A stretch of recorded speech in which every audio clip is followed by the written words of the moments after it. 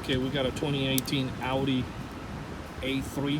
We end up adding the shock sensor add-on to the factory alarm because you wanted to get more protection, because these vehicles from factory, they don't come with any type of impact sensor. So you can leave the car in full brakes, take the rims and tires, destroy it, break all the windows, vandalize the whole car, and nothing will happen. So the way it will work is instead of having another alarm, you have to have another remote control, which I don't recommend. The best thing to do to these vehicles, German cars, Lexus, Hondas, all these cars that they're going after rims and tires, is to add to the factory alarm, and that would be the best bet. That way you keep everything, you know, original and OEM. Once you arm it, these factory alarms have a delay. You know, you got to wait about a minute. You don't have to wait. You can just arm it and walk away from the vehicle, but the alarm will engage after a minute that the car's been locked. Because that delay is not from us. That delay comes from factory, which is fine. Nobody's going to steal your rims and break your window within a minute that you park and walk away from the vehicle. So I'm going to go ahead and should be long enough there. I'm going to go ahead and kick this front tire.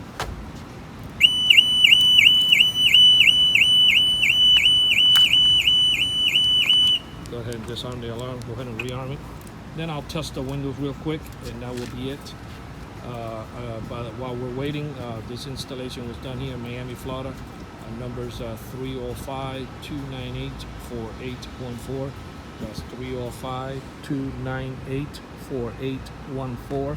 And we are auto alarm specialists, and we do have free mobile service. We come out to you, to your workplace or your office or your home, and get this done for you. The installation takes about 45 minutes to do, with 45 minutes an hour. Let me go ahead and bang in the back glass.